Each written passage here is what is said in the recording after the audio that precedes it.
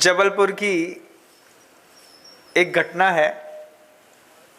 गुरुदेव के साथ हम लोग लाखा भवन से आहारचर्या के लिए निकले, शहर में पहुंचे थे। तो गुरुदेव का आहार एक बहुत बड़े श्रावक श्रेष्ठी के घर में हुआ। तो जब घर में प्रवेश करना था तो सीढ़ियों से ऊपर चढ़ा दिया, लेकिन उतारते वक्त उस सीढ़ी से वापस नहीं उतारा। उतारते वक्त श्रावक ने आहार खोने के पश्चात गुरुदेव से कहा कि गुरुदेव, यहाँ से होते हुए रास्ता है, शॉर्टकट पड़ेगा, पीछे निकल जाएंगे। और उसने अपने घर के उस रास्ते से पहले गुरुदेव को 3 कमरे अंदर ले गया, फिर वहाँ से सीढ़ी थी नीचे दुकान में, शोरूम में जाने की, फिर पूरे शोरूम में ले गया। फिर शोरूम से 2 मंजिल शोरूम से नीचे उतारते उतारते पूरे शोरूम में पैर रख करके जब बाहर निकले तो बहुत बड़ी, करीब होगी 20 फीट से ऊपर चौड़ी शटर थी। वो पूरी 20 फीट ऊपर तक चौड़ी हुई शटर खुली थी। आचार्य श्री जी ने उनका शोरूम देखा तो देख करके दंग रह गए। बोले, ऐसा गजब का शोरूम बना है। लेकिन गुरुदेव कहीं पर कभी भी कुछ भी देखते तो उनका चिंतन प्रखर और मुखर जरूर होता। आचार्य भगवंत ने देखा कि इनने कुशलता पूर्वक हमको सामने की सीढ़ी से चढ़ाया, और श्रावक की भाव रहते हैं कि हमारे दुकान में भी हमारे गुरु महाराज का पैर पड़ना चाहिए, उनको भी दिखाना है अपना वैभव। सिर्फ गुरु को दिखाने में ही आनंद आता है कि गुरु आप देखो तो कि आपके आशीर्वाद से, पुण्य से, पुरुषार्थ से क्या क्या सफल हुए हैं हम। उस श्रावक ने अपना पूरा शोरूम घुमाया, नीचे उतर करके आकर के गुरुदेव मुस्कुराते हुए अपने उपाश्रय में आकर के विराजमान हुए।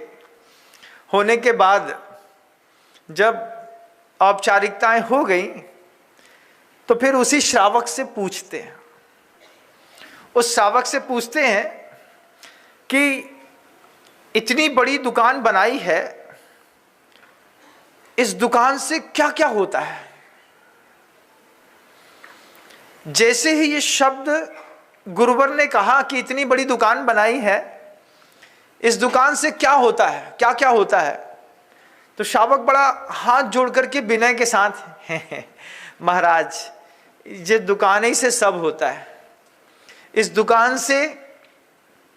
दुकान से बेटियों की शादी होती है, इस दुकान से घर का खर्च चलता है, इस दुकान से समाज में प्रतिष्ठा बनती है, इस दुकान से नगर में दबदबा बनता है, इस दुकान से सारे खर्चे पूरे होते हैं, इस दुकान के माध्यम से ही लोगों का आना जाना इस दुकान की गद्दी में ही होता है।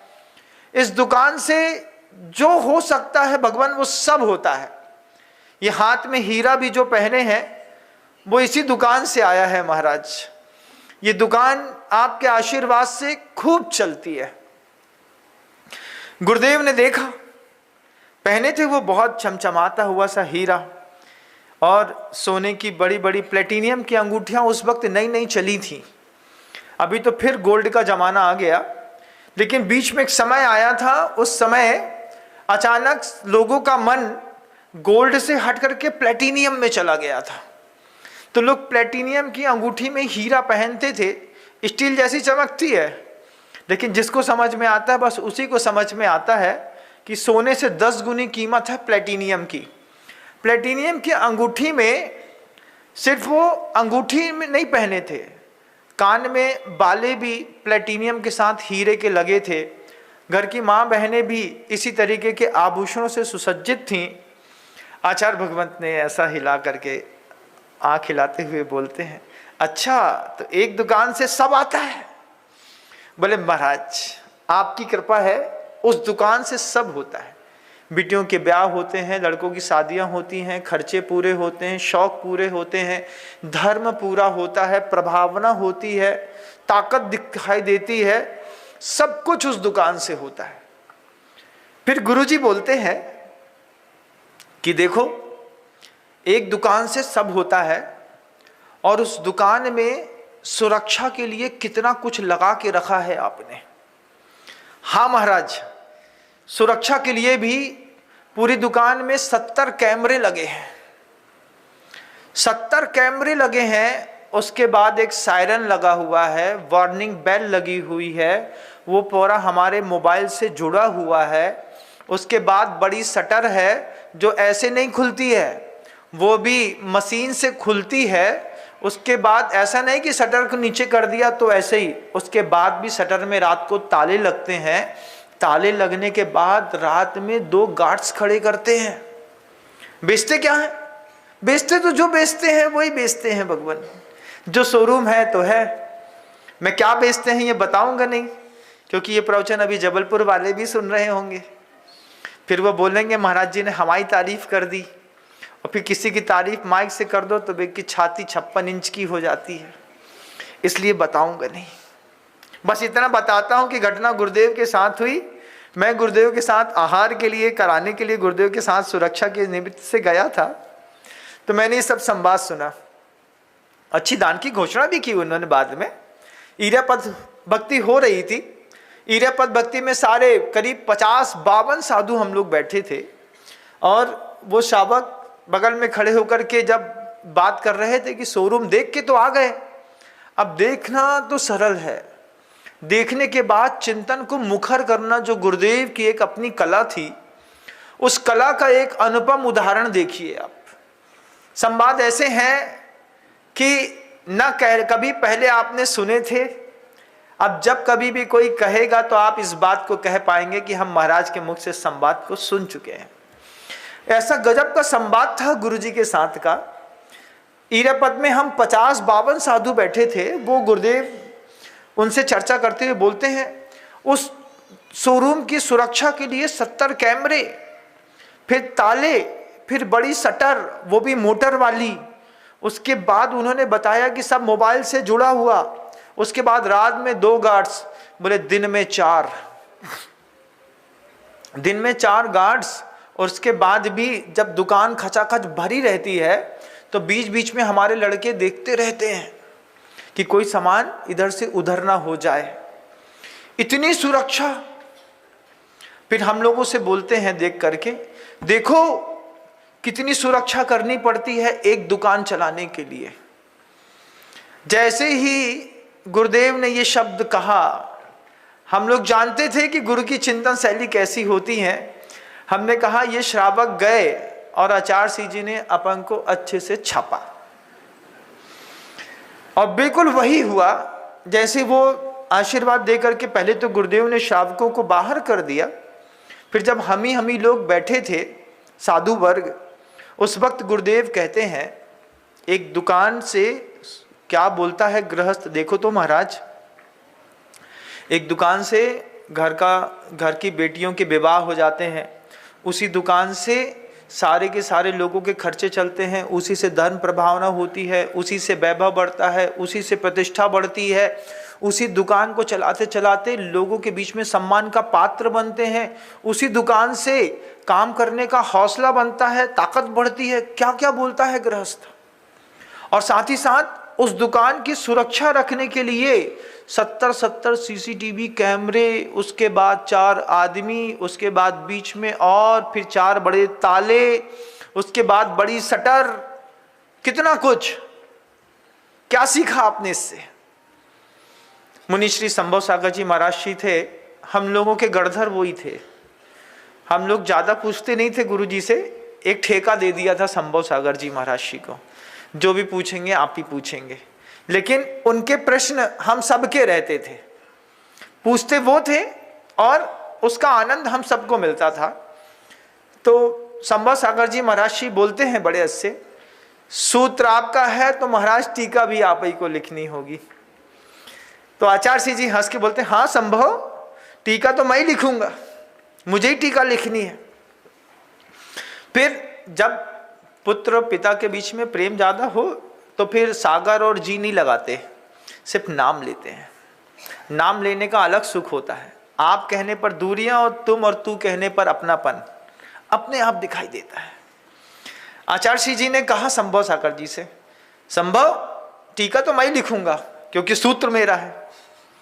तो संभव सागर जी हाथ जोड़ के बोलते, हाँ महाराज टीका लिख दीजिए।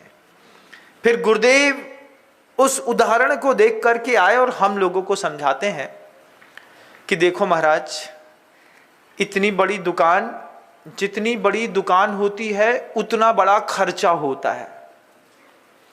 है कि नहीं? सबने कहा होता है। दिख रहा है किसके शोरूम में गए हैं आप? इतने बड़े शोरूम में। जितनी बड़ी दुकान उतना बड़ा खर्चा तो उतना बड़ा प्रॉफिट भी, और जितना बड़ा प्रॉफिट उतना बड़ा नुकसान भी। अगर नुकसान नहीं होता तो ये सीसीटीवी कैमरे, गार्ड्स, ताले, शटर, इसकी कोई जरूरत ही नहीं थी। फिर गुरुदेव पूरी की पूरी बात पलट करके हम लोगों के ऊपर ला करके कहते हैं, आप लोगों की दुकानें भी बहुत बड़ी बड़ी हैं, जितनी बड़ी दुकान उतना बड़ा खर्चा, और जितना बड़ा खर्चा उतना ही बड़ा प्रॉफिट और उतना ही बड़ा नुकसान। अब चिंतन जैसे ही पूरा का पूरा गुरुजी का हम लोग के ऊपर डाइवर्ट हुआ, हम लोग बहुत सजग हो गए। 11:30 बजे नेट आचार्य श्री जी सिंहासन पे आकर के बैठ जाते थे इरियापद भक्ति करने के लिए, और 5 मिनट में आवश्यक कर्तव्यों के निपटाने के बाद, पूरा करने के बाद 20 मिनट मिलता था, गुरु महाराज उद्बोधन दे देते थे, और वो उद्बोधन पूरे जीवन की एक प्राण ऊर्जा बन जाती थी। वो समय जिया 20 साल, रोज कुछ ना कुछ सुनने मिलता गुरुदेव का इरियापद भक्ति पे। गुरुदेव ने कहा कि सोचो आप लोगों की भी कितना बड़ा शोरूम है, देश विदेश से ग्राहकी आते हैं, लोग आते हैं, मिलते हैं, नमोस्तु करते हैं, कुछ लेके जाते होंगे, सौदा अच्छे से किया करो। हाँ महाराज।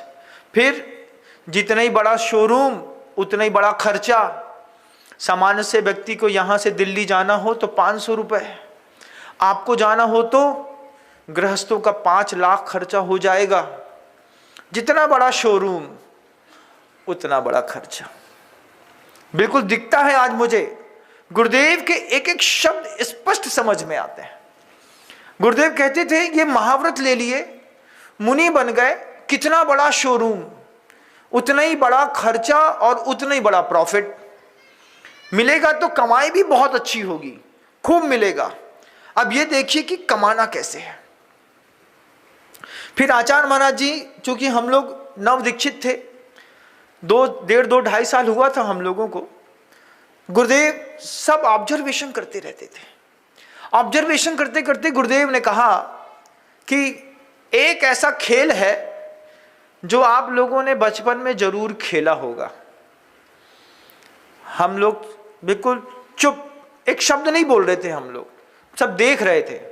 और उस वक्त तक तो मुनिराज संभव सागर जी महाराज श्री भी हाथ जोड़ करके ऐसा सिर हिला रहे थे, किसी ने कुछ नहीं कहा। फिर गुरुदेव कहते हैं एक खेल तो खेला होगा घर में बचपन पे। कौन सा? वो खेल था जब भी कोई चींटी अपने मुकाम पर जा रही होती है, उस जाती हुई चींटी का रास्ता आपने जरूर रोका होगा। खेल है ये, बचपन का। खेला है कि नहीं अंदाज लगाइएगा।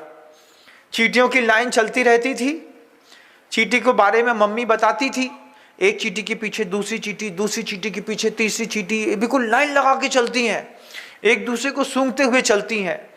तो आपने कभी खेल खेला होगा, किसी चींटी की उस चलती हुई लाइन के बीच में अचानक एक उंगली लगा करके ऐसा थोड़ा धरती रगड़ी होगी। धरती के रगड़ देने से जो क्रैश बन गया, उसके कारण चींटी के अंदर एक भ्रामकता पैदा हुई होगी। तो जहां तक आपकी उंगली गई है, उस उंगली से हट करके चींटी ऐसा घूम करके फिर अपने सफर पे तय किया होगा। धीरे धीरे फिर वहां पे बोरा साजने लगता है तो चींटी फिर उसको रेगुलर कर लेती हैं। लेकिन आपने ऐसा खेल खेला है कि नहीं? खेला है। फिर आचार्य श्री जी कहते हैं, गुरुदेव कहते हैं कि कभी आपने उस चींटी को पानी से रोकने का प्रयास किया होगा। 2 बूंद पानी डाल दिया, उसकी लाइन लंबी कर ली। अब वो चींटी पानी में तो जाती नहीं है, लेकिन चींटी को अपने गंतव्य तक जाना है। अब जाती हुई चींटी को रोकने के लिए कभी तुमने उसमें पानी रखा होगा, कभी उंगली चलाई होगी, कभी उसके सामने एक टहनी रख दी होगी। अब सफर में है, चींटियां अपने अपने सफर में लगी हुई हैं।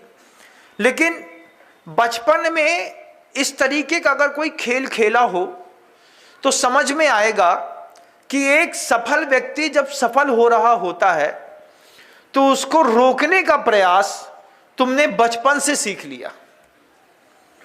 सफल व्यक्ति के, अब चींटियां सफल हैं, अपने काम में लगी हैं, वो तो आपको टोक नहीं रही, वो तो आपको उनसे कोई मतलब नहीं है। कोई साधु अपनी साधना में लगा है, उस साधु को रोकने का प्रयास मत करिएगा।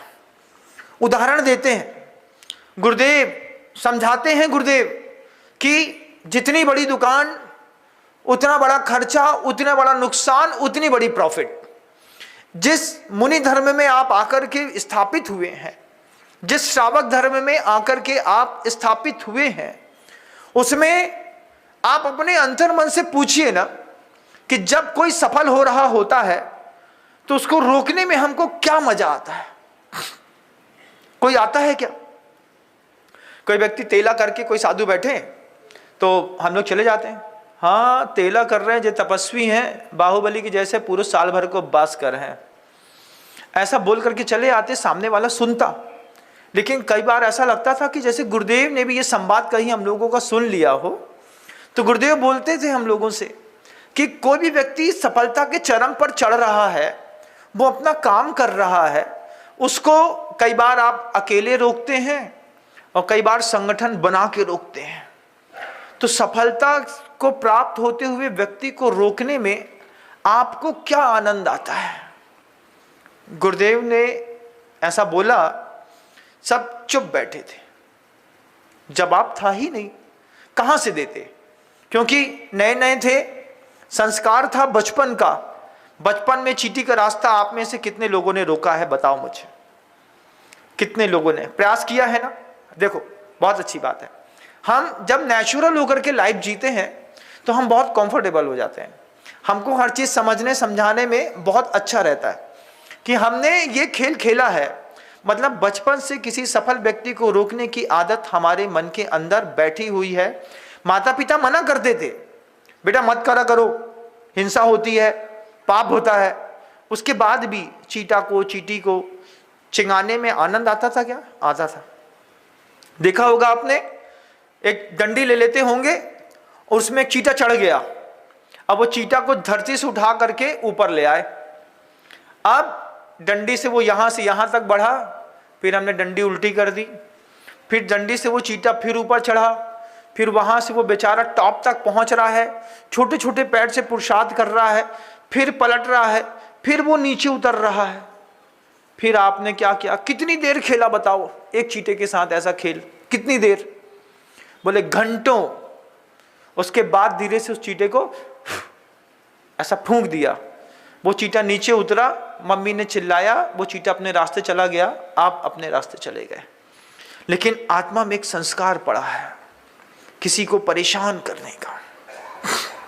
साधु मार्ग नहीं है, श्रावक मार्ग भी नहीं है। अपना रास्ता पकड़ो, अपने रास्ते पे पुरुषार्थ करो, अपने आप को सफल करो। लेकिन हमारी आदत, किसी भी व्यक्ति को लगे थोड़ा सा भी कमजोर है तो दबने दबाने की अपने आप कबीलाई आदत पड़ जाती है। कबीले में इकट्ठे हो जाते हैं, एक आदमी बड़ा हो रहा होता है, 4 लोग उसकी बुराई करने लगते हैं। गुरुदेव सब देखते थे, हम लोगों को संवाद देते थे, सिर्फ इसलिए नहीं कि आप अपडेट रहें, इसलिए भी कि आपके माध्यम से आपके पास आने वाला श्रावक भी इन उदाहरणों से सीख करके वो भी अपडेट रहे, वो भी सीखे कि जैन शासन में आए हैं तो मुझे ऐसा नहीं करना। अब सोचिए, वो जो चींटे वाला खेल है, वो ऐसा कोई व्यक्ति नहीं है जिसने नहीं खेला, खेला है। आप उसको मना नहीं कर सकते। आपने कोई डंडी पकड़ी है, डंडी में चींटा चढ़ाया है, उसको उतारा है, चढ़ा है, आप घंटों उसको देखते रहे, आपने उससे क्या सीखा? वो चीज सीखने लायक थी कि संघर्ष कितना भी बड़ा क्यों ना हो, वो चींटी 1 मिनट के लिए अपना पैर नहीं रोकता। वो चींटी 1 मिनट के लिए अपने गंतव्य तक जाने के लिए रुकती नहीं। चींटी की खासियत है, दुनिया का कोई भी व्यक्ति चींटी को रोक नहीं सकता। चींटी को रोक सकती है उसकी मौत। आप पानी डाल दीजिए, आग लगा दीजिए, आप सामने साइनाइड की गोली रख दीजिए, आप सामने कोई खाना रख दीजिए, पत्ती रख दीजिए, डंठल रख दीजिए, पेड़ रख दीजिए, पहाड़ रख दीजिए। चींटी को अगर पता है कि मुझे वहां जाना है तो चींटी पूरा पहाड़ हिमालय चढ़ करके नीचे उतर करके फिर अपना रास्ता पकड़ लेगी। चींटी को सिर्फ चींटी की मौत रोक सकती है, कोई भी प्रकार की किसी भी प्रकार की बाहर की परेशानियां चींटी को रोक नहीं सकती। गुरुदेव हम लोगों को उस यौवनावस्था में जब 26 साल की कुल उम्र थी उस वक्त सिखा रहे थे, गुरुदेव ध्यान रखना आज साधना चींटी जैसी है आपकी, लेकिन एक दिन ऐसा वैभव ऐसा भाव मन के अंदर कड़ा करना, हमें दुनिया की कोई ताकत नहीं रोक सकती किसी कीमत में। यह बात हमारे ऊपर नहीं, यह बात अपने ऊपर लागू करिए कि मुझे मेरे सत्पुरुषार्थ करने में चींटी से क्या गए गुजरे हैं हम।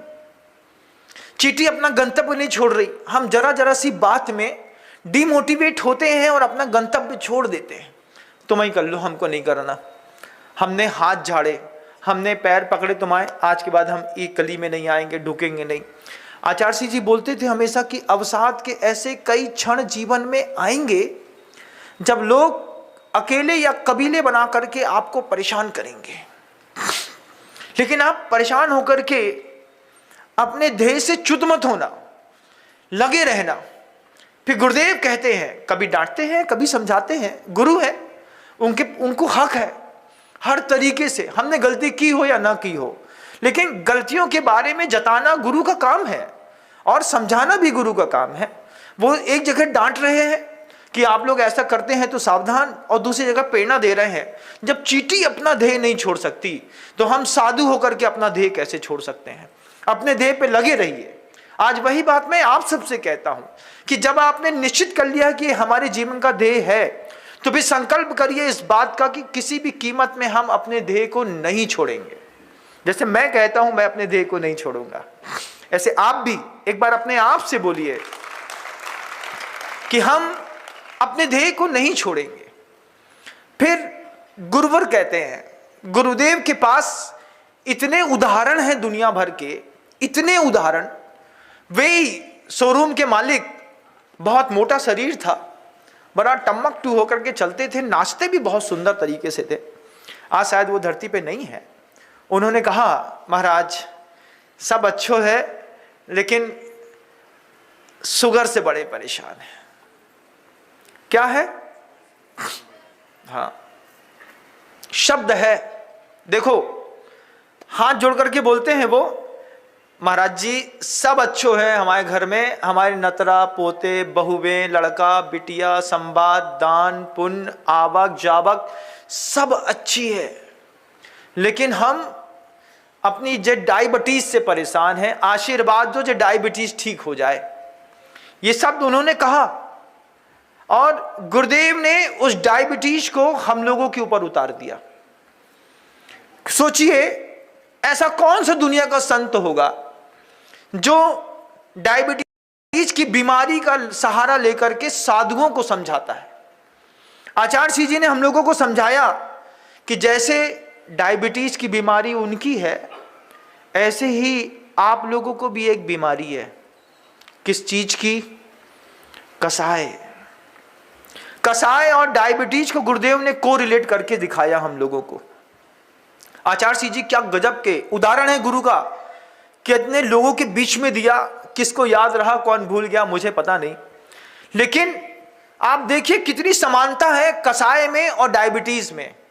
आचार्य सिंह जी सबसे पहला शब्द लिखते हैं, कहते हैं, गुरुदेव कहते हैं ये साइलेंट किलर है। डायबिटीज क्या है? साइलेंट किलर डायबिटीज भी है और साइलेंट किलर कसाय भी है। फिर इस डायबिटीज के कारण जो है क्या क्या होता है देखो, शक्कर की बीमारी किसी को हो जाती है तो उसको आंख का रेटिना खराब हो जाता है, अचानक शुगर लो हो जाएगी, आंख से दिखना बंद हो जाएगा। ऐसे किसी को कसाई आ गई तो उसको भी आंख से सत्य दिखना बंद हो जाएगा। बिल्कुल बराबर का अलग खेल है। फिर आचार्य भगवंत कहते हैं उस डायबिटीज के कारण जो है संवेदनशीलता शरीर से चली जाती है, और कसाय के कारण भी विचारों से और आचारों से संवेदनशीलता चली जाती है। डायबिटीज के कारण सबसे पहला पैर में फर्क पड़ता है। कहां पैर पड़ता है? डायबिटीज सबसे ज्यादा इफेक्ट करती है पैर पे। जिनको भी डायबिटिक पेशेंट होते हैं वे जूते मोजे पहन करके, और वो भी सॉफ्ट जूता पहनते हैं। उस सॉफ्ट जूते में भी रहता है कि बिल्कुल टाइट नहीं पहनना है, कहीं अगर जूते ने भी काट दिया तो डायबिटीज के जख्म जैसे हरे भरे रहते हैं, कभी भरते नहीं। ऐसे गुरुदेव कहते हैं कसाय के जख्म भी एक बार पैदा हो गए तो हरे भरे रहते हैं, कभी भरते नहीं। डायबिटीज शुगर पेशेंट का जख्म भरना अपने आप में बहुत बड़ा चैलेंज होता है। ऐसे ही किसी के अंदर कसाय पैदा हो गई तो उस कसाय का जख्म भी दुनिया में हमेशा हरा भरा रहता है। फिर गुरुदेव कहते हैं देखो एक शब्द गुरुजी को दे तो दो, ऐसा डिमॉन्स्ट्रेशन करते हैं उस शब्द का, इस तरीके से उसका खोलते हैं, डिस्कशन करते हैं, उसके बाद हम लोगों को कैसे समझाते हैं। आज ये संवाद कभी गुरुदेव ने अपने मुख से नहीं कहे, क्योंकि इरियापद भक्ति के संवाद कभी जनता के बीच में नहीं आए। इरियापद भक्ति होती थी सिर्फ साधुओं के लिए। गुरुदेव एक ही बात कहते थे कि ये वो संवाद है जिससे आप सब संवर जाओ। आज गुरुदेव के जाने के बाद ऐसा लगता है कि ये संवाद जनमानस के बीच में भी होना चाहिए, कि जनमानस भी इस बात को समझे कि एक गुरु अपने शिष्य को किस किस तरीके से क्या क्या समझाता है। और कितनी सुंदरता के साथ गुरुदेव ने तुरंत जोड़ा कि देखो घर में सारा सुख है लेकिन डायबिटीज है। ऐसे ही तुम्हारे पास सब है, सम्यक दर्शन ज्ञान चारित्र है, तुम्हारे पास अच्छा वैभव है, साधना है, शरीर है, अच्छी दीक्षा हो गई है, अच्छे श्रावक हैं, लेकिन अगर मन के अंदर कसाय है तो फिर तुम में और एक डायबिटिक पेशेंट में कोई अंतर नहीं। एक डायबिटिक पेशेंट का जैसे पैर में संवेदनशीलता खत्म हो जाती है, गलती से घाव हो जाए और घाव को वक्त पर न देखा जाए तो गैंग्रीन हो जाता है। गैंग्रीन एक शब्द है ना, मांस जो है वो सड़ने लगता है। ठीक ऐसे ही आचार्य भगवंत कहते हैं जैसे पैर में गैंग्रीन हो जाता है, ऐसे ही साधुओं के जीवन में कसाय होने पर चारित्र में गैंग्रीन हो जाता है। कसाय परिनिबद्धम चारित्रम कहेदी जिनवरम कहिदम तस्सो दयेण जीवो अचरित्तो हो दिनादब्बो। कसाय के उदय में जीव अचरित्री हो जाता है। तो चारित्र जब भी विकसित होगा, जब भी सम्यक दर्शन ज्ञान चारित्र की प्रभावना होगी, कसाय के मंदोदय में या उसके उपशम करने पर ही होगी। कभी भी कसाय उदित हो रही हो और साथ ही साथ ये भी उदित हो रहा हो चारित्र भी, ऐसा कभी होता नहीं। क्योंकि ग्रंथराज समय सार में कुंद भगवान ने गाथा कही है, कसाय परिनिबद्धम चारित्रम कहेदि जिनवरिदम तस्सो दयेण जीवो अचरित्तो हो दिनादब्बो। उस कसाय का उदय होगा तो जीव अचरित्री कहलाएगा। पैर में ही संवेदनशीलता खत्म होती है और कसाय का उदय आ जाए तो चारित्र के मार्ग पर चलने पर संवेदनशीलता खत्म हो जाती है। हम लोग सब सुन रहे थे, चुप, एक आदमी एक शब्द नहीं बोल रहा, कोई साधु के मुंह में जवाब नहीं। गुरुदेव एक साथ फायर करते, 55 को सुधारते, 50 को सुधारते, और हर आदमी को, हर व्यक्ति को लगता कि मेरे लिए बोल रहे हैं आप। जैसे अभी मैं संबोधन देता हूं तो आपको क्या लगता है, महाराज जी हमारे बारे में बोल रहे हैं, हमारे परिवार के बारे में बोल रहे हैं। ऐसे ही संवेदनाएं, ऐसी ही भावनाएं उस वक्त हम लोगों को होती थी। हर साधु गुरु जी का चेहरा देखता रहता और ऐसा अपने आप में एक आत्मग्लानि का भाव लाता कि कहीं ऐसा तो नहीं कि आचार्य जी को मेरी कोई बात पता चल गई है और मुझसे सीधे ना कह करके वो सबको सामूहिक रूप से मुझे समझा रहे हैं। 50 के 50 को ऐसा ही अनुभव होता। गुरु की वाणी ऐसी होती है, सबको लगता है कि बस मेरे लिए ही कहा। हम लोगों को भी लगा हमारे लिए ही कहा। फिर गुरु जी कहते हैं जैसे उस डायबिटीज के 2 प्रकार होते हैं, 2 टाइप की डायबिटीज होती है ना, टाइप 2 टाइप 1 होती है। ऐसी कसाय भी कई टाइप की होती हैं कि नहीं? होती हैं। डायबिटीज 2 प्रकार की, कसाय 4 प्रकार की, 4 प्रकार के टाइप की। और उस 4 प्रकार में भी कौन सी टाइप की डायबिटीज उत्पन्न हुई है पता नहीं। फिर एक डायबिटीज होती है 40 साल की उम्र के बाद। टाइप 2 जो होता है वो 40 ईयर्स के बाद होता है। तो 40 ईयर्स के बाद जब टाइप 2 होता है तो आपका ये जो पेटू है, बीच का मध्य लोब, ये धीरे धीरे विस्तार को प्राप्त होता है। अरे तुम तो सेठ बन गए। सेठ नहीं बन गए, ये डायबिटीज होने के प्राथमिक लक्षण है कि आपका पेट बड़ा होने लगा। क्योंकि अभी तक जो बॉडी में ग्लूकोज जाता था, सर्वाइव होता था, अब ग्लूकोज जो है वो धीरे धीरे धीरे पेट में डिपॉजिट होने लगा और प्रॉपर एक जैसा इधर से उधर, उधर से इधर नहीं जाएगा। तो धीरे धीरे वहीं पर कभी किसी को मतलब ब्रेन की डायबिटीज हो जाती है, किसी को कहीं हो जाती है, किसी को शुगर हो जाती है, तो कोई को ब्लड शुगर हो जाती है, किसी को इंसुलिन में हो जाती है, कहीं किसी और को हो जाती है। शुगर के भी कई टाइप होते हैं, ऐसे कसाय के भी कई टाइप होते हैं, और दोनों का काम एक ही है। दोनों का काम है साइलेंट किलर। जैसे कसाय साइलेंट किलर है, आदमी अंदर ही अंदर जलता बुझता रहता है। हमको तो पता भी नहीं कि तुम हमसे गुस्सा हो, लेकिन अगर हमारे अंदर पैदा हो गई है तुम्हारे प्रति, तो फिर बगल में बैठ जाओ ऐसे मौन, भैया जय जिनेंद्र, हम आवाज न करें, तुम्हारे जय जिनेंद्र को जवाब नहीं दो। दूर से बोला अरे भैया नमस्कार, तो सामने वाला सीधे देख के निकल गया। क्यों? अंदर एक दाह पैदा हो रही है। जैसे डायबिटिक पेशेंट परेशान है, ऐसी कसाय का पेशेंट परेशान है। फिर टाइप 1 है कि टाइप 2 है। अगर टाइप 1 है तो पेट में इंजेक्शन लगाना पड़ेगा, छोटी उम्र में हो जाएगी। और टाइप 2 है तो फिर हो सकता है थोड़ी सी गोली खा के काम चल जाए, जैसे जिनवार की गोली। फिर गुरुदेव को रिलेट करते और बताते चले जाते हर चीज, कभी इधर कभी इधर, कभी इधर कभी इधर। गुरुदेव ने फिर कहने लगे जैसे वो डायबिटीज होती है ना शरीर पे, तो आंख से दिखना बंद हो जाता है। उसके बाद क्या होता है, डायबिटीज का एक और फंक्शन होता है, फिजिकल रिलेशनशिप्स डायबिटिक पेशेंट ज्यादा कर नहीं पाता, संबंधों में दूरियां आ जाती हैं। ठीक ऐसे ही होता है, कसाय के कारण भी संबंधों में दूरियां आ जाती हैं। पहले नमस्कार होता था, जय जिनेंद्र होती थी, साथ में रोटी खा लेते थे, एक गाड़ी में घूम लेते थे, लेकिन अब मेंटली डायबिटीज हो गई। अब आप अपनी गाड़ी में चलिए, हम पीछे से आ रहे हैं। भैया बे सेठ, बड़ो सेठ हमारी गाड़ी में नहीं बैठेगा, बड़ा सेठ हमारी गाड़ी में क्यों नहीं बैठेगा? मेंटली डायबिटीज है। क्यों? अब बड़े सेठ को कौन समझाए कि जलने जलाने से कुछ नहीं होता, कैसे समझ में आए? बड़ी दिक्कत होती है। आप लोग ऐसा ग्रुपिंग में करते होंगे ना, ऐसे ही बोलते हैं ना, हर आदमी एक दूसरे को बड़ा सेठ बोलता है। हम भी वही बड़ा सेठ बोलते हैं। हमने कहा सीख गए, आप लोग की भाषा सीख गए। अब मान लीजिए यहाँ से खजुराहो जाना है, और खजुराहो में मान लीजिए 4 गाड़ी लेकर के जा रहे हैं, लेकिन जिनको एक दूसरे के प्रति कसाय का भाव है, वे मजाल है कि एक गाड़ी में बैठ के चले जाएं।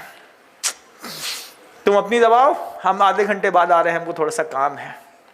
आधे घंटे बाद गाड़ी दबेगी, भले वो कछु काम नहीं है उनको, लेकिन तुम्हारी गाड़ी में बैठ के नहीं जाएंगे। डायबिटीज खेल कराती है, जैसे शरीर में खेल कराती है, ऐसे ही जैसे शरीर में कोई आदमी डायबिटीज हो जाए तो ज्यादा फिजिकल रिलेशनशिप में नहीं रह पाता, ठीक ऐसे ही कसाय की डायबिटीज अगर दिमाग में हो गई है तो फिर निश्चित मानिएगा संबंधों में जुड़ाव बनता नहीं, देखना नहीं सुहाता। डायबिटीज का पेशेंट भरपेट खा नहीं सकता। ऐसी कसाय का उदय का व्यक्ति जो जीव होता है, वो चाहे भी तो अच्छी बात को बगल में बैठ के सुन नहीं सकता।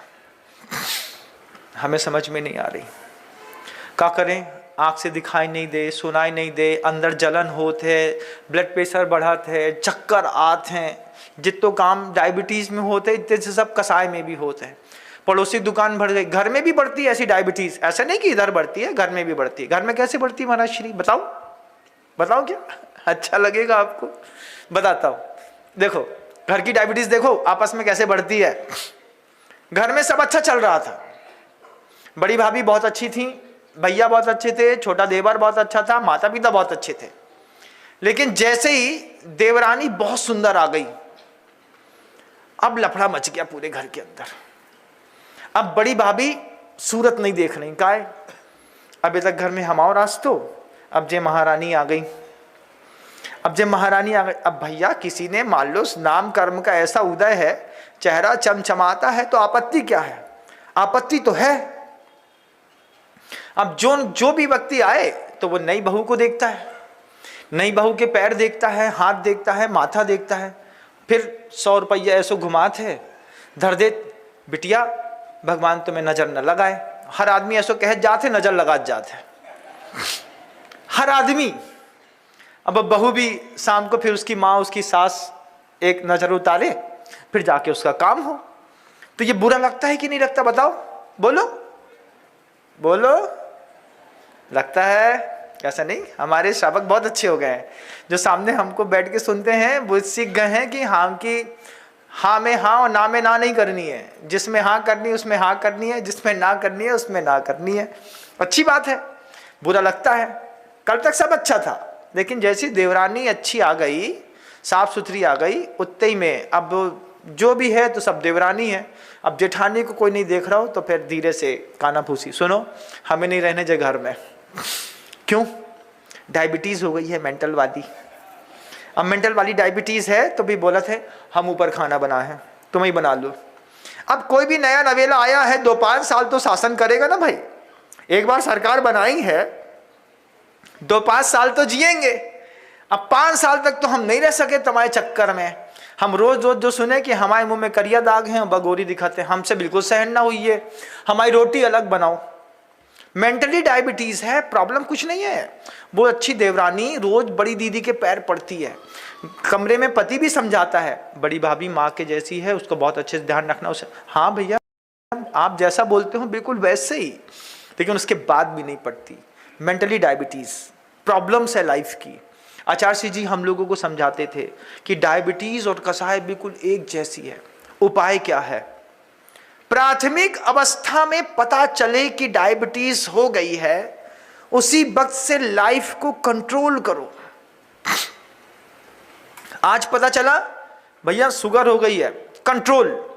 ऐसी पता चले अंदर कि कसाय हो गई है, प्राथमिक अवस्था में कंट्रोल करोगे तो गैंग्रीन नहीं होगी। और अगर 20, 25, 30 साल निकल गए तो वो कसाय थोड़ा सा जो पैदा होती है धीरे से क्रोध में, फिर मान में, माया में, लोभ में, कौन से अनुभाग लेके कोई आपका भाव पैदा हुआ है। सिर्फ क्रोध कसाय नहीं होती, मान कसाय, उसके साथ घर का पूरा जिंदगी जी गए घर के अंदर। कुछ लोग क्रोध कसाय का सहारा लेकर के पूरी जिंदगी जी गए, कुछ लोग लोभ का सहारा लेकर के जिंदगी जी गए। बढ़ने नहीं देती, दिखता नहीं है, ना मानी को दिखाई देता है, ना लोभी को, ना क्रोधी को, ना मोही को, ना किसी को दिखाई देता है, ना किसी के अंदर संवेदनशीलता रहती है, कुछ नहीं रहता। कभी जीवन का एक अनुभव देखो होता है कि नहीं होता है महाराज। ऐसा नहीं कि क्रोधी बस को दिखाई नहीं देता, लोभी को भी कुछ दिखाई नहीं देता, मोही को भी कुछ दिखाई नहीं देता, मानी को भी कुछ दिखाई नहीं देता। उसमें टाइप 1 है, टाइप 2 है, टाइप 3 है, भगवान जाने आपकी कौन सी है, लेकिन कुछ ना एक तो होगी। अब चिंतन करिएगा कि शरीर डायबिटीज से परेशान है और आत्मा कसाय से। 2 जगह परेशानी है तो निकलने का उपाय खोजिए। जब 2 जगह परेशानी दिख रही है कि हमारा शरीर डायबिटिक पेशेंट है और हमारी आत्मा कसाय की पेशेंट है, तो गुरुदेव हम लोगों को सिखा रहे हैं, इरापद भक्ति में बता रहे हैं, गुरुवर कहते हैं कि जैसे पहली बार में पता चले कि कसाय पैदा हो रही है, उसी वक्त से कंट्रोल करना शुरू करो। क्या? रात्रि भोजन नहीं करेंगे, मीठा नहीं खाएंगे, ऐसा नहीं करेंगे। नीम की पत्ती चबानी पड़ती है डायबिटीज के पेशेंट को, सुबह घूमने जाना पड़ता है ना। उससे क्या होता है? कंट्रोल रहता है। ऐसे ही जीवन को कंट्रोल करने के लिए कुछ कड़वा भी चबाना पड़ता है। सुन ली गुरु जी की ये डायबिटीज वाले बात सुन ली। फिर आचार्य जी लौट करके फिर वापस दुकान पे आ गए। गुरुदेव दुकान पर आकर बोलते देखो उनको डायबिटीज है और उनकी दुकान में सीसीटीवी कैमरा लगे हैं, ऐसी अपनी दुकान में भी सीसीटीवी कैमरे लगाओ, मुंह में ताला लगाओ। क्यों? मुंह में ताला लगाने से दुकान सुरक्षित रहती है।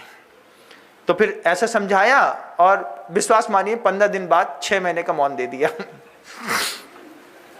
6 महीने का मौन ले लो जी, काय सर कर लिए। क्यों? क्योंकि पहले तो समझाई चुके थे कि बड़ी दुकान, बड़े खर्चे, बड़ा प्रॉफिट, बड़ा नुकसान, दुकान में ताला लगाओ। जब महासागर जी को भी मौन दे दिया तो हमने उनसे पूछा बोले नहीं एक दूसरे से, हमने उनसे इशारे में अब मौन ही मौन में, अब वो महासागर तो महासागर जी है, वो ऐसा बिल्कुल पूरा मुंह बना के हमने कहा मौन ले लिया, मैंने इशारे में पूछा, हमने बोले जितना तुमको मिला है उतना हमको भी मिला है। तो हमने कहा क्यों दुकान में ताला लगाओ, दुकान में ताला लगाने से दुकान सुरक्षित रहती है। फिर फायदा मिला, मौन लेने पर जितने ग्रंथ कमरे में कोई दे जाता था, हर ग्रंथ की गाथाओं का हम लोग लगातार पाठ करते थे, लगातार। पंचास्तिकाय किसी ने गलती से गिफ्ट कर दी हमारे कमरे में, हमने पंचास्तिकाय का 15 मिनट दे दिया। बोले क्या हम गृहस्थ से बात नहीं कर सकते, तो आगमन से तो बात कर सकते, कम से कम संतों से तो बात करने की छूट है। अब भड़ास निकाल ली है, बम भरती है अंदर मौन रहने पर, है ना, चुप रहने पर। अब क्या करें? कम्बम सुहम कुशीलम सुहचापम चाभिजान सुशीलम किहितम होदि सुशीलम जम संसारम पवे सेदि सोवर्णियम पिनीलम बंदंति कालाय संपितः पुरुषम। समय सार की 449 गाथाएं दिमाग पे। मौन का कमाल, मौन का कमाल, रत्कंठ सावकाचार दिमाग में, मौन का कमाल द्रव्य संग्रह दिमाग में, समाधि तंत्र दिमाग में, इष्टोपदेश दिमाग में, पंचास्तिकाय दिमाग में, छठखंड आगम के स्तुति दिमाग में, गोमटसार की गाथा दिमाग में, सब दिमाग में। 125 गाथाओं में टिक मार करा दिया। ऐसी जाकर के महाराज जी बोला और निकल कहा, उनको मौन नहीं मिला था, गाथा हमने की टिक लगा दो कौन कौन सी अच्छी होते हैं, हमें तो मौन मिलो है, कछु तो कर ही ले हैं। 125 गाथाओं में टिक लगा दिया महाराज जी ने। अब बम निकालो, गोमटसार की गाथाएं, बंद, उदय, सत्य, विच्छुत्ति, सबकी गाथाएं। आज की डेट में ग्रंथ उठाने की जरूरत नहीं, गुरुदेव की मौन की कृपा से दिमाग में। कोई जगह सी बात कहता है, हम गाथा कहते हैं। क्यों? ये उस वक्त का कमाल है जब गुरु को लगा होगा अभी मौका है, इनको मौन दे दो। अभी मौन देंगे और ये मौन का निर्दोष पालन कर गए। अगर ये संसारी से नहीं बोलेंगे तो आगम से तो ये बात करेंगे। और वही हुआ। गुरुदेव लघुशंका के लिए पीछे जाते, हमारी आवाज सुनते, कभी किसी दूसरे साधु की आवाज सुनते तो हंसते रहते, बोलते कुछ नहीं, हंसते बस। गुरुदेव बोलते हैं अब इनका उपयोग व्यवस्थित हो गया। इस तरीके से गुरुओं की करुणा आज जिंदगी में हर पल काम आ रही है। अब आचार्य जी उदाहरण देते हैं कैसा गजब का, कि जैसे बड़ी दुकान चलाने के लिए ताला लगाना पड़ता है तो यहां ताला लगाओ, फिर बड़ी दुकान चलाने के लिए शटर गिरानी पड़ती है। ताला हवा में लगाएंगे क्या? नहीं, शटर गिरानी पड़ती है कि नहीं? बोले ऐसे ही महाराज आप लोगों की बहुत बड़ी दुकान है, इस दुकान की प्रभावना भी 1 मिनट में होती है और अप्रभावना भी 1 मिनट में होती है। फिर शटर गिराना सीखिए। शटर कहाँ है? शटर है आंख में। जब किसी भी माँ बहन स्त्री को देखो, अपनी दुकान की शटर गिराओ, नीचे देख करके बात करो, सामने देख करके बात करो। ये शटर गिरेगी तब दुकान में प्रॉफिट बहुत बड़ी होगी, ये शटर गिरेगी तब तुम्हारा माल बहुत बिकेगा। ये उदाहरण दुनिया में कौन देता है? किसको आते हैं ऐसे उदाहरण जिनका चिंतन प्रखर होता है? गुरु ने, दादा गुरु ज्ञान सागर जी महाराज श्री ने किस तरीके का सिखाया होगा गुरुदेव को। फिर आचार्य जी कहते हैं दुकान की सुरक्षा का एक एक कारण हम लोगों की जीवन की सुरक्षा से गुरुदेव ने जोड़ा। कहा? आंख नीचे। थर्ड बटन सी का रूल दिया आचार्य जी ने। थर्ड बटन सी गुरुदेव का रूल है। गुरुदेव ने कहा जब कभी भी बड़ों से बात करो, थर्ड बटन सी। अब अपने शर्ट की तीसरी बटन देख के दिखाइए, गर्दन कैसी होती है? गर्दन कहां पहुंच गई तीसरी बटन देखने में, है ना? अब आचार्य जी हम लोग को सिखाते थे, सीनियर ऑफिसर से थर्ड बटन सी जी। अब आचार्य से बात करें तो ऐसी बात करें। एक दिन ऐसी बात कर ली तो बोले 2 बटन सी, ये दूसरी नहीं थर्ड, और ऐसी हो गई सी। गुरुदेव ने पहली बार कहा कि साधु पने का एक संवाद है अपने जीवन का। बड़ी दुकान वाले शटर गिरा के बात करते हैं, क्या चाहिए पहले बताओ, फिर दुकान खोलेंगे। समझ में आए कि ग्राहकी काम का है तब तो शटर उठाना है, नहीं तो कोई जरूरत नहीं है ग्राहकी को अपने घर के अंदर घुसाने की। ये बात गुरुदेव ने उस वक्त सिखाई। ताला लगाना सिखाया, मुंह में ताला लगाया, कमाल हो गया। आंख में ताला लगाया, कमाल हो गया। फिर सीसीटीवी कैमरे लग गए। बोले देखो आप कुछ भी करिए, इतना बड़ा साधु समुदाय है, वो सब देखता है, सावक सब देखते हैं। हमने कहा हाँ महाराज जी सब देखते हैं। फिर चाची जी ने हाइको लिखा, तेरी 2 आंखें, मेरी 2 आंखें, मेरी और 1000। कितने लोग मुझे एक साथ देख रहे हैं? मेरी 2 आंखें, मेरी और 1000, सतर्क हूं। ये हाइको लिखा गुरुजी ने। इसका एक पलट के दूसरा लिखा, तेरी 2 आंखें, तेरी और 1000, सतर्क हो जा। गुरुजी ने अपडेट किया। जैसे दुकानों में सीसीटीवी कैमरे लगे हैं, महाराज तुम्हारे पास तो पूरी दुनिया के लोग सीसीटीवी कैमरे के जैसा देख रहे हैं, दिन में, रात में, सुबह, शाम, दोपहर। तुमको और जागृति की आवश्यकता है। समझ में आ गई महाराज, आप बिल्कुल सही बात कहते हैं। गुरुदेव के बचपन ही था जब शुरुआत में आए थे। उसके सूत्र 20 साल बाद आज भी सार्थक हैं। उन गाथा सूत्रों के जैसे जैसे तीर्थंकर की देशना से निश्चित तत्वार सूत्र 2500 साल निकलने के बाद भी प्रासंगिक है। ऐसे गुरुदेव के एक एक हाइको आज भी उतने ही प्रासंगिक हैं। कभी सोचा कोई गुरु अपने शिष्य को जब सावक चला जाता हो तो इस तरीके से समझाता हो, डायबिटीज के उदाहरण देकर के साइलेंट किलर की परिभाषा समझाता हो कि जीवन का पूरा अस्तित्व नष्ट कर देगी एक कसाय। जैसे वो डायबिटीज क्या है, कब हार्ट चोक हो जाए डायबिटीज पेशेंट का, कब ब्रेन डैमेज हो जाए, कब पेट का लीवर भ्रष्ट हो जाए, कुछ पता नहीं। डायबिटीज पेशेंट कब गिर जाए, कुछ पता नहीं। कसाय का पेशेंट बेचारा साधु अपने गुरुस्थान से कब गिर जाए, कुछ पता नहीं। सतर्क रहिए, सीसीटीवी कैमरे लगे हैं। सतर्क रखिए, मुंह में ताला लगाइए। सतर्क रहिए, शटर गिराइए। सतर्क रहिए, गार्ड्स रखिए अपने पास। गार्ड्स सामने वाला देख करके बोलता है, एक अच्छा साधु को एक अच्छा मित्र बना के रखो जो ये कह सके कि हम तुम्हारे गार्ड्स हैं। ऐसा नहीं करते, ये ठीक नहीं है। फिर ऐसा बोल दिया ये ठीक नहीं है, ये बोलने के लिए भी हिम्मत चाहिए। बोलना मुश्किल है। घर के अंदर बच्चों को टोकना कितना कठिन काम होता है, बताओ, होता है कि नहीं? 22 साल के लड़का से घर के माता पिता इतना नहीं बोल पाते कि भैया रात में 11 बजे से पहले घर आ जाए करो। इतना बोल दें तो क्या हो जाएगा बताओ? tehelka.com। तुम ही रह लो घर में, हमें नहीं रहना है, हम जा रहे हैं। हम घर में आएंगे तो 2 के पहले नहीं आएंगे। समझ में आया तो ठीक, नहीं तो कल से दरवाजा मत खोलियो। ऐसे सवाल के जवाब मिलते हैं। क्यों? बोलना बड़ा मुश्किल है। गार्ड्स हैं, माता पिता आपके गार्ड्स हैं, बहुत अच्छे, आपको समझाते हैं, सेफ्टी जोन में रखना चाहते हैं, वो चाहते हैं कि आप खराब नहीं हो, लेकिन बोलना बड़ा कठिन है। दिखती है गलतियां, बोल दें तो अभी लफड़ा, तो भैया मौन रहो। फिर क्या हुआ? मौन रहने पर क्या कमाल होता है कि गार्ड्स पेमेंट भी पूरी लेता है और सोता भी रहता है। तो गार्ड्स आलसी माना गया, लापरवाह हो गया। जब तक चलती है फिर टूट जाती है। लेकिन एक अच्छा गार्ड्स रहता है। तो संघ में थे, बहुत सारे गार्ड्स थे, आज भी हैं बताने वाले।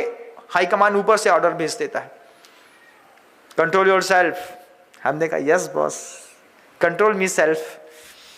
यहां की बात खजुराहो तक पहुंच जाए, गुरुदेव श्री समय सागर जी महाराज जी के पास तक, वहां से संकेत आ जाएंगे संयम के साथ। जी गुरुदेव, वाक संयम। जी गुरुदेव, आप जैसा बोलेंगे वैसा। क्यों? क्योंकि गुरु तो गुरु हैं। खजुराहो में बैठ करके उनको हमारी भी चिंता है यहाँ पर कि मेरा शिष्य वहां पर गया है, इंदौर में चातुर्मास कर रहा है, उसके भी हित और अहित की चिंता गुरु महाराज खजुराहो में बैठ करके कर रहे हैं। वहां से चिंतन कर रहे हैं। बोलते हैं वाक संयम के साथ विनम्र सागर जी। हमने कहा जी गुरुदेव, आप जैसा चाहते हैं बिल्कुल वैसा, बिल्कुल वैसे ही भाषा कि कहीं कोई कटाक्ष नहीं, एक शब्द भी कटाक्ष का नहीं निकालना। मैंने कहा गुरुदेव मैं सिर्फ गुरु जी की बात करूंगा, मैं अपने गुरु जी की बातों को ही जनता को बताने का प्रयास करूंगा कि जो हमने इरापद भक्ति में देखा है, विहार में देखा है, जंगल में देखा है, चौके में देखा है, बहुत विषय है बोलने के लिए। क्यों किसी के ऊपर कटाक्ष करना? और कटाक्ष करने से मिलता ही क्या है? सिवाय कसाय के वृद्धि करने से। कभी लोभ कसाय, कभी मान, कभी माया, कभी क्रोध, किसी के उदय में भी हो। आखिर गैंग्रीन तो हमारे ही पैर में होना है, आखिर हार्ट तो हमारा ही चोक होना है, आखिर आंखों से दिखना तो हमारा ही बंद होना है। जब गुरु महाराज के इतने अच्छे संवाद दिमाग में हो, कटाक्ष करने से कभी कुछ नहीं मिला। मैं पूरी कोशिश करता हूं कि कुछ भी ऐसा ना बोलूं, फिर भी अगर हो जाता है तो तस्मिच्छामि दुक्कड़म। बोलना बस नहीं है, अपराध बोध मुझे भी रहता है। जब कभी कभार ऐसा कुछ शाब्दिक रूप से कुछ बिगड़ता है तो मुझे खुद फीलिंग होती है कि ऐसा अपने को नहीं बोलना चाहिए था, निकल गया, तस्मिच्छामि दुक्कड़म। लेकिन इतना भी नहीं निकलता है कि आप लोगों को क्षोभ हो जाए। ऐसे किसी प्रवचनों में लगा? नहीं लगा ना?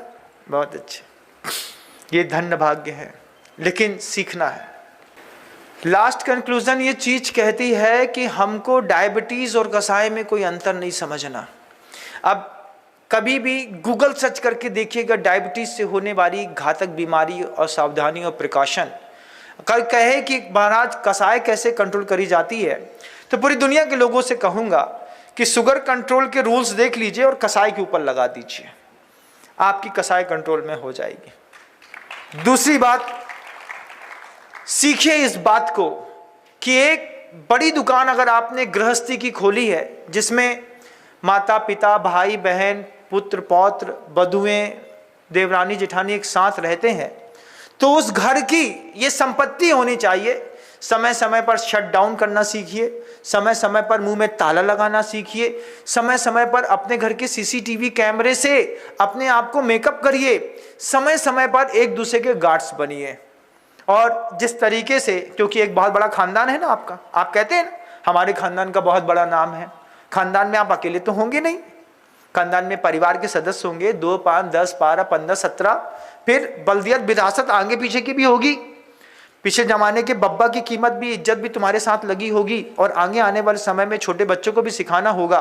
तो घर के अंदर, जैसे हम लोग अपने घर के अंदर शटर का डाउन करते हैं, कभी एक बार कल्पना करके देखिएगा, सोचिए कभी घर में जो फैमिली मेंबर्स रहते हैं, उन फैमिली मेंबर्स में आपस में घर के अंदर ही अगर एक दूसरे के प्रति किसी की नजर बस बिगड़ जाए, कभी कल्पना करके बस देखना, भगवान न करे कभी किसी घर में हो, लेकिन मान लीजिए किसी और पुरुष की घर की ही किसी महिला के ऊपर नजर बिगड़ जाए, कुछ ऐसे समीकरण बन जाए, फिर घर में रहना कितना दूभर होता है कि नहीं? भागते हैं एक दूसरे से लोग, तुम इधर तो हम उधर, तुम उधर तो हम इधर। क्यों? क्योंकि एक घबराहट का माहौल बना दिया। हम घर के अंदर थे, तुमको हमको नजर उठा के देखना ही नहीं था, लेकिन तुमने हमको नजर उठा करके देख लिया।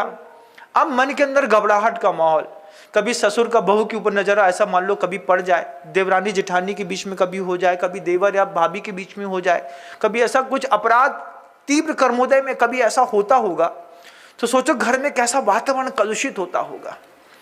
उस कलुषित वातावरण की रक्षा के लिए मर्यादाएं खींची गई।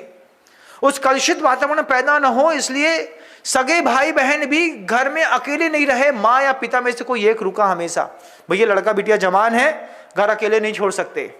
ऐसा कहते हैं कि नहीं? कहते हैं, ऐसा होता है। और यही परिवार की व्यवस्था है कि घर के अंदर मान लीजिए सामूहिक रूप से रहना है तो घर के बड़ों को भी घर के अंदर शटर डाउन करके रहना पड़ेगा। आज घर के बड़े खुल्लम खुल्ला टीवियों में, मोबाइलों में जो दुनिया भर की चीजें देखते हैं, आप भले अपने परिवार की ओर नहीं देखते हैं, लेकिन परिवार के लोग अगर आपकी मानसिकता भी देखते हैं तो परिवार के लोगों को आपसे भय होगा। ये बात भी हमारे परिवार के उत्थान के लिए बहुत आवश्यक है कि हम मर्यादित जीवन जिए। आपको आपके घर में एक प्लेटफॉर्म दिया गया होगा, 12 बाई 12 का एक कमरा होगा, आपका बेडरूम होगा, वहां पर तो आप स्वतंत्र हैं किसी कार्य को करने के लिए, लेकिन अपने कमरे को खोल करके अगर आप बाहर भी निकलते हैं तो अपना शटर डाउन करेंगे तो आपके खानदान का नाम रोशन रहेगा। लेकिन अगर घर के अंदर भी आपने शटर उठाने की कोशिश करी, निश्चित रूप से वो घर को बर्बाद होने में ज्यादा समय नहीं लगते। घर के अंदर बड़ी दुकान, बड़े प्रतिष्ठान, बड़े पैसे वाले, बड़े नाम वाले आप जैसे लोग घर के अंदर मुंह में ताला लगाना सीखिए, शटर डाउन करना सीखिए, सीसीटीवी कैमरा सीखिए, गार्ड सीखिए और खुद की सुरक्षा स्वयं करिए, अपना जीवन सफल करें। शब्दों को विराम देता हूँ। गुरुदेव श्री विद्यासागर जी महाराज की। जा वाणी के ज्ञान से सूझे लोकालोक, सो वाणी मस्तक नमु सदा देत हूँ धोख। हे जिनवाणी भारती तो है जपो दिन रैन, जो तेरी शरणा गहे सो पावे सुख चैन।